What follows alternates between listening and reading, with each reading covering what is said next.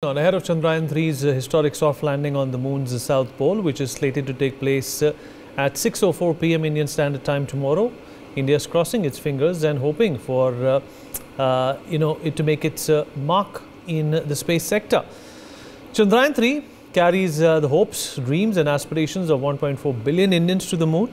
In this telecast, we will in fact be talking about the mysterious moon and its south pole. What can one find and how important is it for the Chandrayaan-3's journey? And of course, the soft landing is going to be historic in a number of ways. We'll talk about this. In fact, let's take a look at the compendium of the images of the moon released by the ISRO since the launch of this particular mission as well. We are also joined by people who exactly know what's going on over here. Dr. Priya Hans is an assistant professor in physics at the Maulana Azad National Urdu University, Hyderabad. Dr. Ram Srivastava, former senior ISRO scientist, worked in ISRO rockets projects. Syed Maqbool Ahmed, ex-ISRO and NASA scientist, is also with us on the show. In fact, I'm going to go to the big screen and try to show you why this mission is so special. Why is it so unique? And of course, these are some of the craters that have been discovered. New images of the moon by the Chandrayaan-3, the Goddard, the Ibn Yunus crater. These are of course areas which are named by scientific agencies. The Mare Marginis, right here, the Yansky is another crater which has been identified by the Chandrayaan-3. The Mare Siti is another one. These are the images which have been relayed and transmitted so far, and they are on your screens. The Hirayama is another name. Most of these craters have significance in terms of what they project in terms of scientific discovery. More craters, the Brunner S, are possibly named after scientists who discovered them. Exploring the moon's south pole, of course, is expected to land on the moon's southernmost point at a 90-degree latitude. It is a tough and a rough landing. The temperatures are of course above 100 degrees. This of course features a bowl-shaped depression known as a crater, like popularly and colloquially known, produced by collisions between the asteroids or meteoroids. And that's exactly what's happened on the moon, and that's why these craters are visible at times from the Earth as well. The southernmost point of the moon has rugged and perpetually dark terrain, and that is why this mission becomes all the more precarious and a challenge for any agency. We all know what's happened to the Luna. It crashed. This is of course a dynamic map of the South Pole, and the temperatures can plummet to as low as minus 203 degrees Celsius. So remember, the operability of machines can be a big difficulty. Well, this mission aims to find water ice or frozen water on the moon. It is also going to likely discover what are these elements made of, and can they be used as minerals back on Earth as well. Elements such as magnesium, aluminum, calcium may also be found on the moon. Let me in fact rope in Dr. Priya into this conversation. Dr. Priya, if you can hear me? Yeah, I can. Thank you for taking out the time and speaking with us. Well, what exactly is Chandrayaan-3 likely to find on the south pole of the moon that previous missions by other countries or even by Indian scientists have not been able to discover? Yeah. So the interesting thing about Chandrayaan-1, which actually had an impact on the moon, and Chandrayaan-1 actually started the story in the sense of discovering water on the moon, that is near the poles, and that's how this interest in studying the South Polar region has developed, right? And so Chandrayaan-3 is obviously a continuation of 2 and 1 and 2. So basically, based on their experience, the interest was there in the South Pole, and that's why Chandrayaan-2 was planned to do a soft landing on the South Pole, which unfortunately was not successful, and this is our second attempt at doing that on a soft landing. Dr. Ram Srivastava, are you there with us? Mr. Maqbool, Yeah, I'm there. Yeah, I'm there. Yeah, sure. In your opinion, what is expected to be found, and how is it a game changer? Yeah, okay. So more than actually discovery of new elements, that is not so much important rather than the way Chandrayaan-3 is going to actually measure them. It's called in situ measurement. So most of the elemental analysis which was done roughly by remote sensing, where you have these sensors in an orbit and then from there you do remote sensing. Here in Chandrayaan-3, especially in Pragyan rover, you have APXS, that is alpha particle X-ray spectrometer, and you also have laser induced breakdown spectrometer LIFS. Both APXS LIFS have never ever been tried on the moon, even though they have been tried on planet Mars.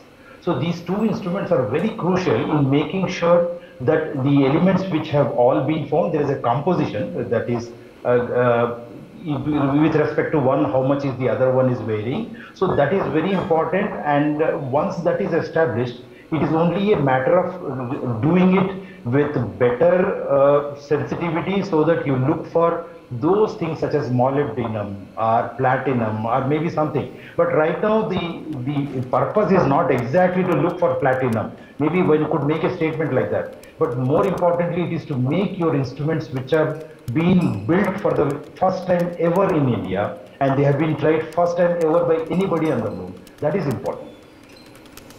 Right. Dr. Priya, what challenges do you think are likely to be also faced in terms of, analyzing some of the samples that, the rover is likely to find?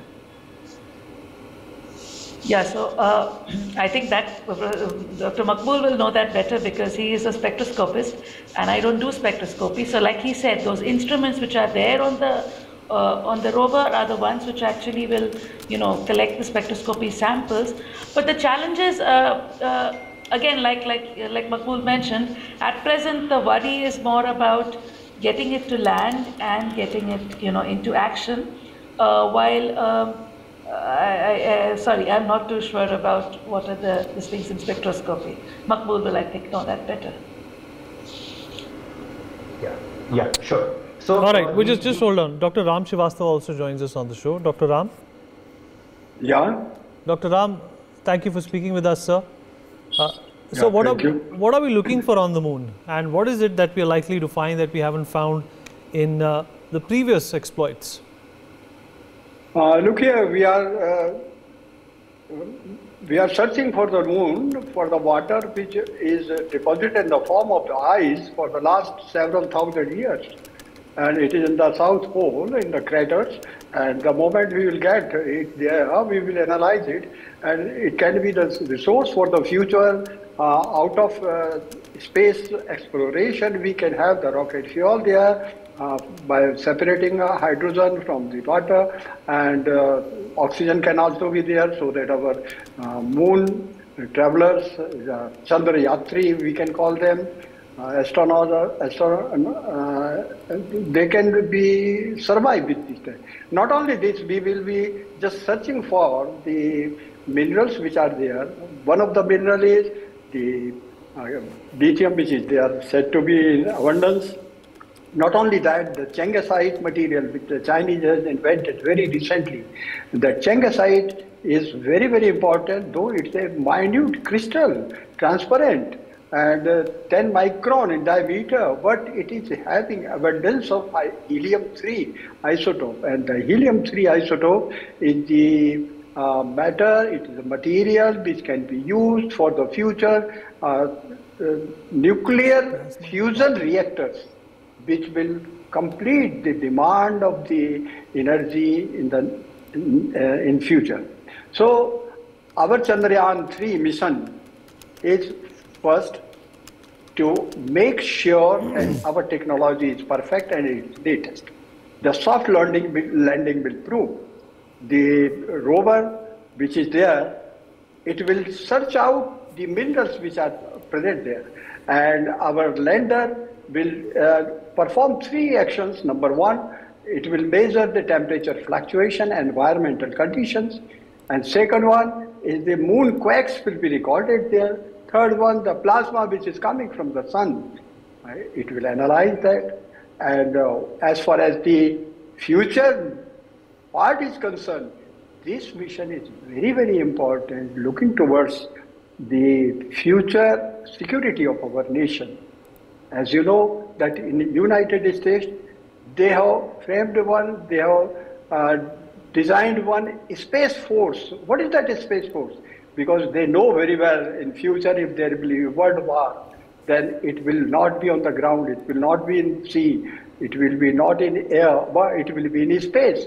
And our national security is also demanding that we should also become expert. And one of the part we have already completed.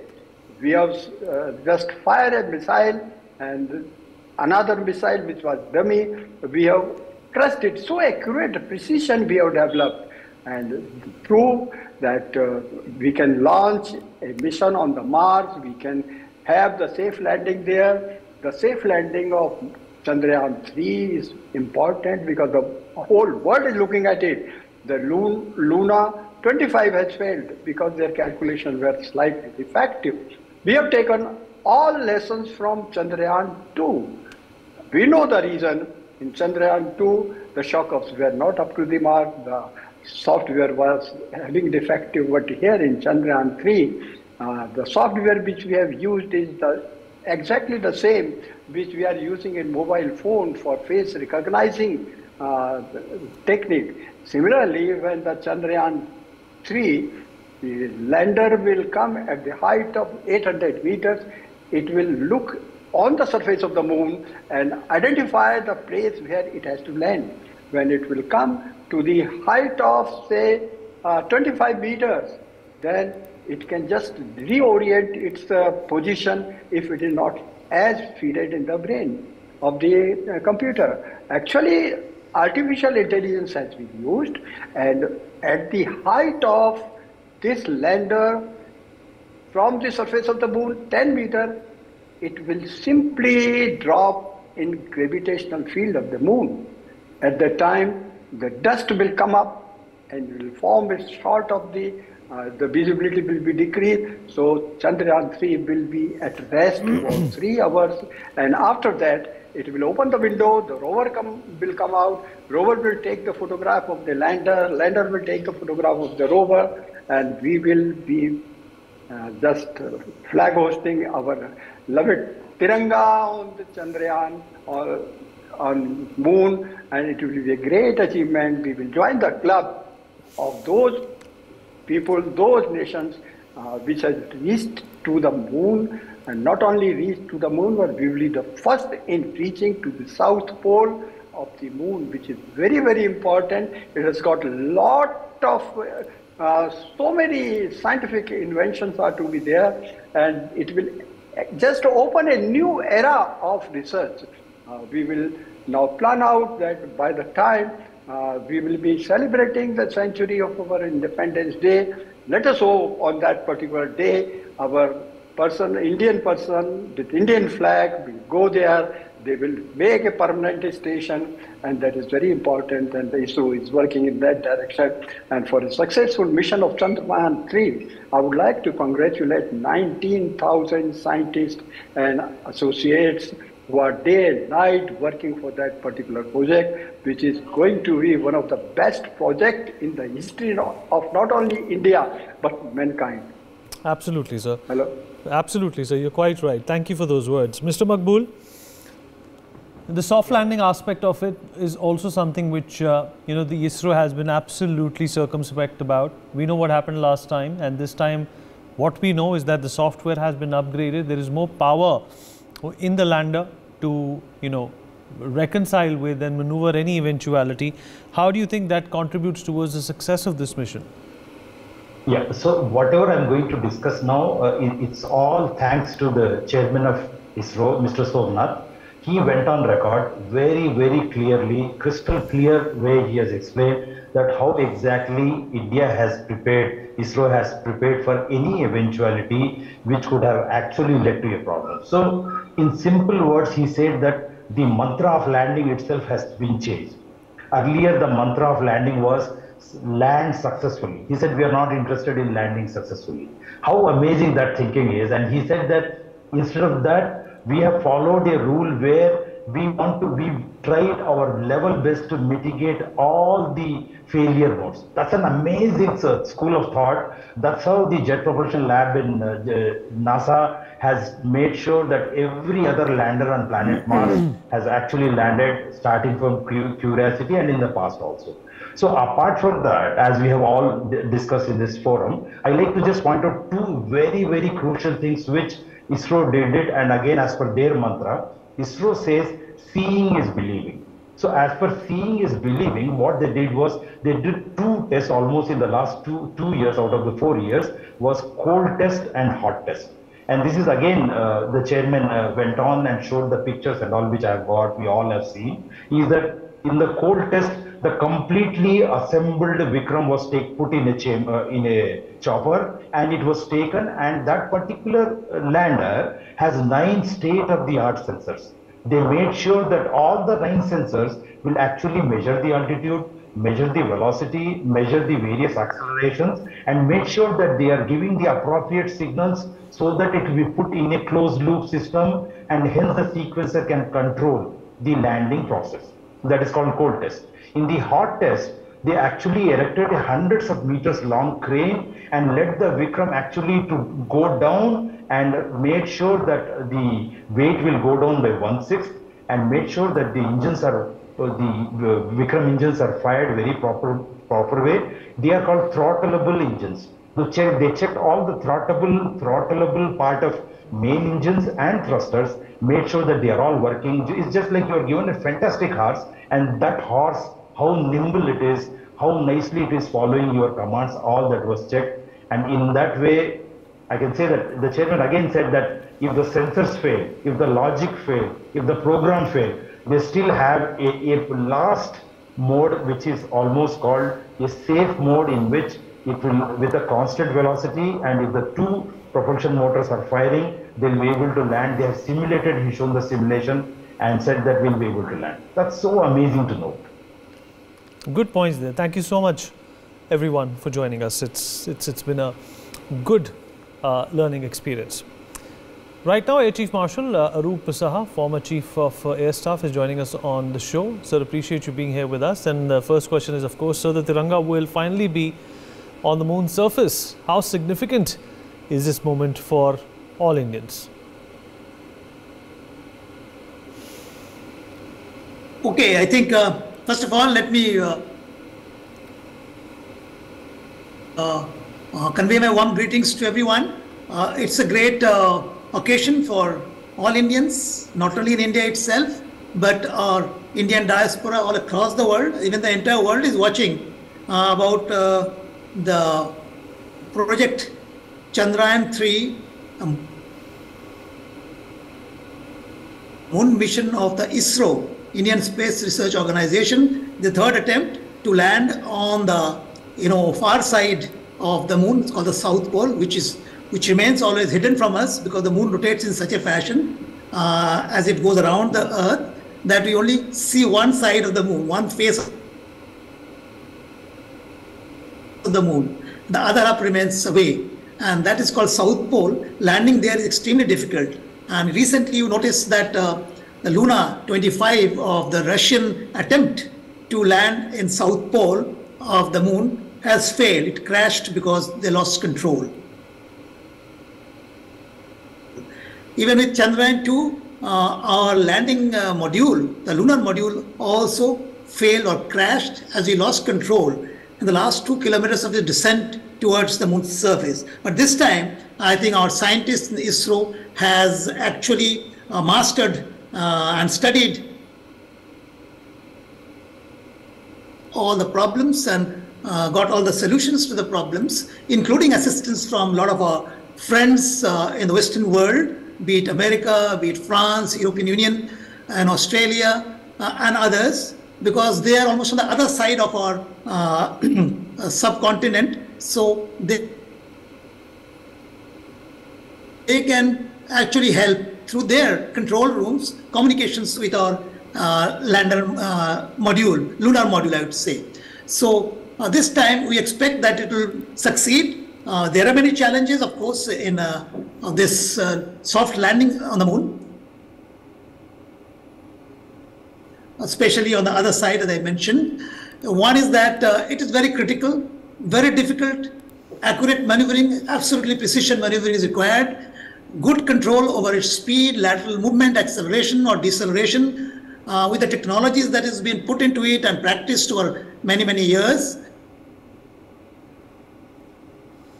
So what can you tell us about the technology that has been used in this particular mission, according to you?